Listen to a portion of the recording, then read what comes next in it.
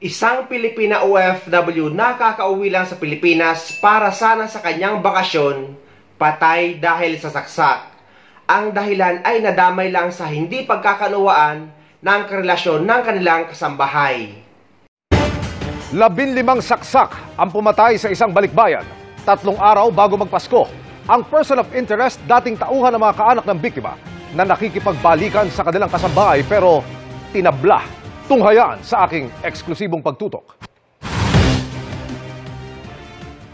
Umuwi ng Pilipinas para dito sana magpasko ang 29 na taong gulang na OFW na si Canis Minica Seming. Pero pasado hating gabi kanina, natagpo ang patay ang biktima sa loob ng bahay ng kanyang kapatid sa isang exclusive subdivision sa Antipolo. The worst Christmas ever. We're looking forward to have fun this Christmas, kahit simple. Ayon sa investigasyon, hindi bababa sa 15 saksak sa iba't ibang bahagi ng katawan ang tinamo ng biktima. Pinaghahanap ngayon ng Antipolo Police si Art Tondo, ang itinuturing na ngayong person of interest sa kaso.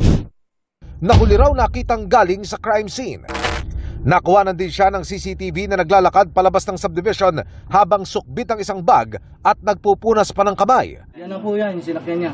Nakarating siya sa labasan hanggang sa makasakay ng tricycle na subject na rin ngayon ng follow-up operation. Tapos na pong mag-imbestiga ang PNP Scene of the Crime Operatives at pinahintulutan na po tayo ng pamilya ng biktima na makapasok dito sa crime scene. Narito po ang ilan sa personal na kagamitan ng biktima. Makikita pa ang tigmak ng dugo sa kanyang damit. Maging dito po sa sofa.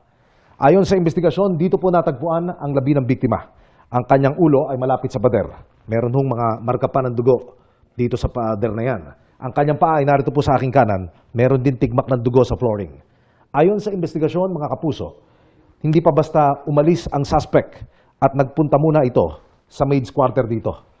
Ang palatandaan, yan hong marka ng dugo na yan sa pintuan. Sa kanyang pagtakas, hindi ho siya dumaan sa main door kung saan siya pumasok. Dito ho siya dumaan sa laundry area. Naglakad palabas ng pintuan na yon patungo sa labas ng subdivision. Ayon sa pulisya, dating tauhan ng pamilya ang person of interest na pinaalis muna. I said that, made it in a nice way na magbakasyon ka muna. I already had some bad experiences with him through yung mga pera, pag-handle ng pera, pag-handle ng tao. Yung ugali niya medyo mahirap sa pakisamahan, mayabang. Ang tanong, ano ang posibleng motibo? Malabo raw na robbery ayon sa pamilya ng biktima. Kung pagnanakaw, bakit yung cellphone lang, may kanisang nanakaw, samantalang katabi niya, sa katawan niya, ay yung bag niya, na nandun ang wallet niya, nandun ang card niya, nandun pa nga, pati passport niya eh. Ang posible, ayon sa pulisya, pilit itong nakikipagbalikan sa dating kinakasama, nakasambahay din ng pamilya ng biktima, pero tinabla na rin siya ng babae. Binlock niya, so wala nang recourse yung suspect, kundi dumalaw sa kung saan siya ay kasambahay doon sa pinangyarihan ng krimen.